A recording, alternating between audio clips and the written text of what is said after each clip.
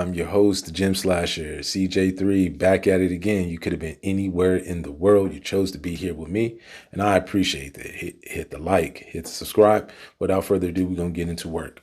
Opportunities, are they barriers to you, or are there opportunities to get better? Challenges, are they barriers to you, or are there opportunities to get better? I want to hear you guys' thoughts on this in terms of, just overall. The reason why this kind of brought up, and this question that I brought up, is I was watching Shakur Stevenson and Teofimo Lopez Jr. fight last night, and was really impressed by Shakur Stevenson. And if anybody didn't watch it, Shakur Stevenson's a 28-year-old superstar. Teofimo Lopez Jr., he's a superstar in his right. Both are 28. Both are young. Both are at the prime of their careers. In boxing, you don't really get a chance to see this too often, where two elite fighters in their primes fighting against each other, pretty much an even slate all the way across the board. And Shakur Stevenson made it look easy. It wasn't easy. Boxing is not easy at all. But when he got out there in that ring by the second round, everyone knew the talent was different. The skill set was different. The speed, the boxing IQ was different. And it was a unanimous decision. He beat him in relative ease. I mean, and now I'm talking about Teofimo Lopez Jr. is an elite fighter, and Shakur made it look easy. At the end of that fight, he was being interviewed, and during the interview, he was immediately calling out the next fighter. He's a four-time champion regarding Shakur Stevenson. He's now a four-time champion. Teofimo had a belt. He won that belt, and like I said, he was calling out another boxer who's at another higher weight class than where Shakur is at, and said, "I want you. You're the next one that I want to fight."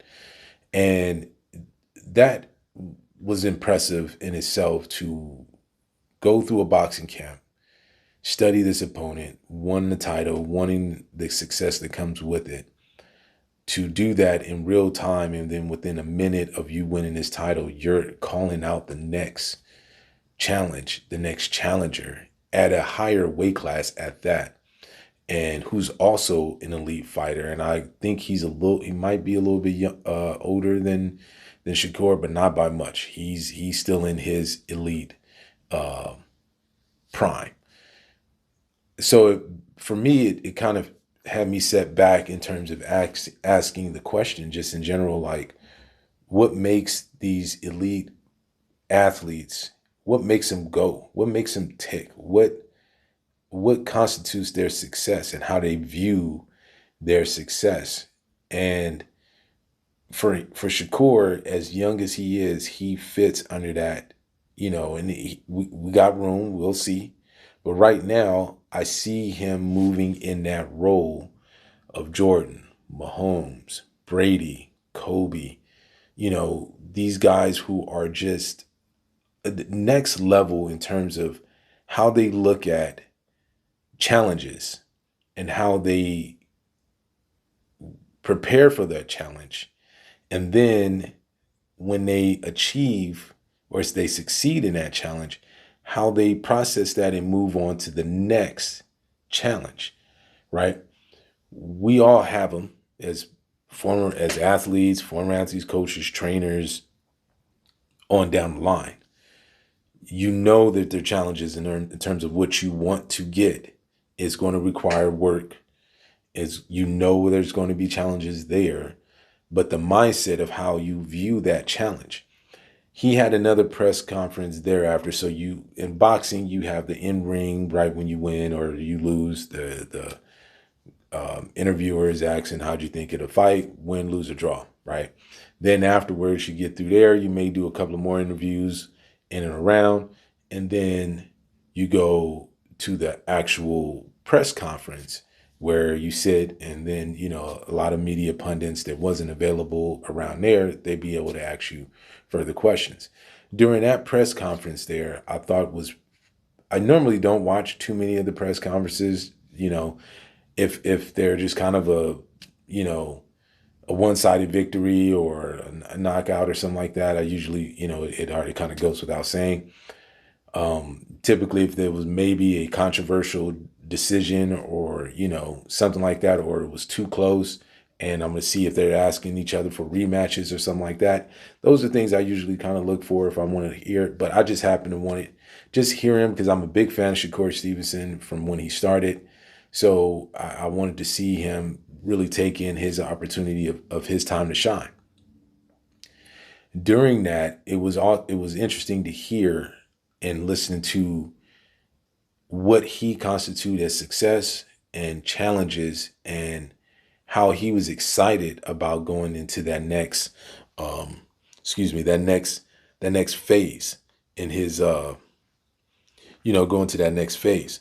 I thought that was pretty interesting to see that he was just, in terms of his just smile and excitement of knowing, hey, I got another challenge ahead of me and I want the best. I want the best out there, and I believe that I'm ready to challenge the next best boxer or the next thing within my weight classes and my weight division. I think I can go up to fight against and challenge myself. To see Shakur do that, he's on his way to greatness. I mean, there's no other way of getting around it, because you only see that in the elites. You only see that in people that just know what challenges are, and they view them as a positive in their brains. In their brains, they don't see it as a negative, as a challenge that approached them.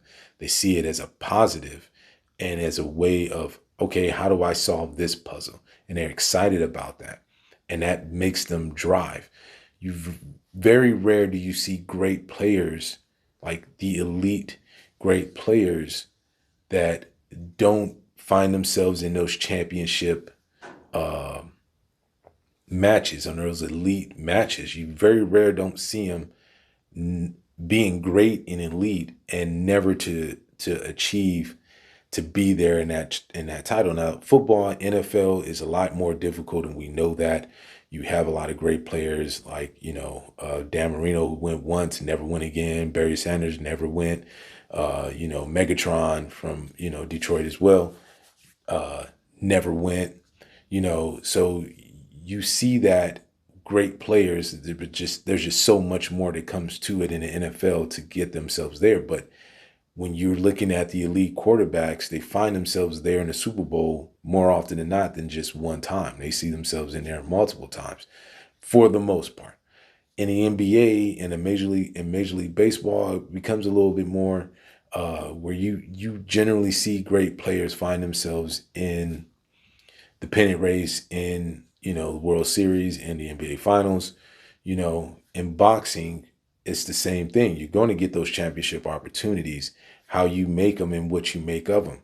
In boxing is a little bit different, because as you being a champion, you will have challengers. You have mandatory challengers. You have, other fighters that want your belt. You have title unifications. You have undisputed, to pretty much win all the titles in that division.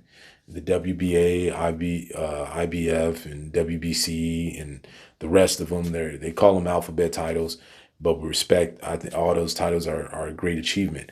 But what I'm saying is, when you a boxer and you win, it is not over with. That is almost just the beginning for you, unless you are ready to hang them up and retire. But when you're, as a up and comer, you're just trying to make a name for yourself. Then you move to that next tier where you're a title contender. And then you move to that next tier where you are defending your title. And that's the legacy mode. That's the legacy tier. How long you can hold your title, how many titles can you get in retrospect to your title, right? How many challengers that are coming that are just as elite as you, and how many of them are you fighting at their level? And that requires a lot of work, a lot of mental fortitude, to be willing to go in with a fighter that's just as elite as you, that wanted just as much as you, right?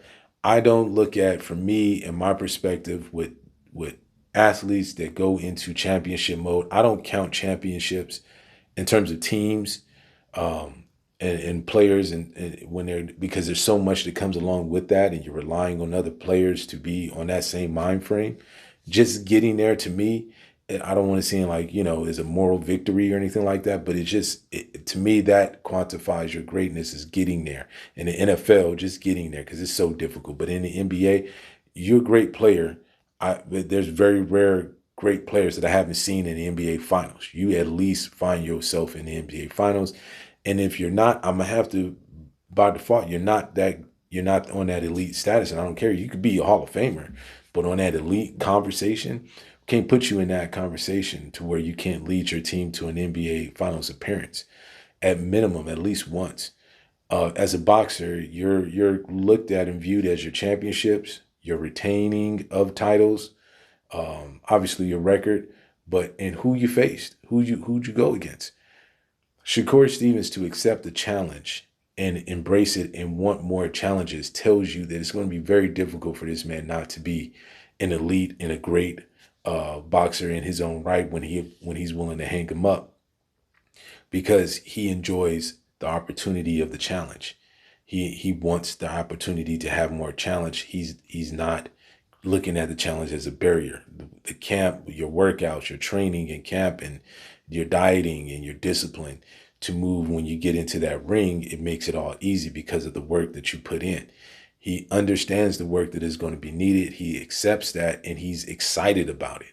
And that's where the elites, the Tom Brady's and the Kobe's and the Jordans and the Magic Johnsons, the Kareem, on and on, Patrick Mahomes and players like that just thrive on competition, that thrives on challenges, that thrive on someone telling them they can't do it. They're looking for any and everything to be that elite, to be that strong. So the questions is on this is I want to hear your thoughts on that in terms of opportunities, and are they barriers or how do you see them as challenges? Are you excited about the challenge that you're coming up against, or are you worried about the challenge? And if you're worried, then that means you're not prepared. You haven't put the preparation in. You should be excited about them if you looking to move to that next level, that next tier of your success. And as an athlete, as a player, as a coach, as a regular 9 to 5 person, you just want to look for those challenges in your hobbies and the craft that you do. So with that being said, who are you? What is your mission? Let me know what y'all think in the comments. Hit the like, hit the subscribe again. Until next time, peace.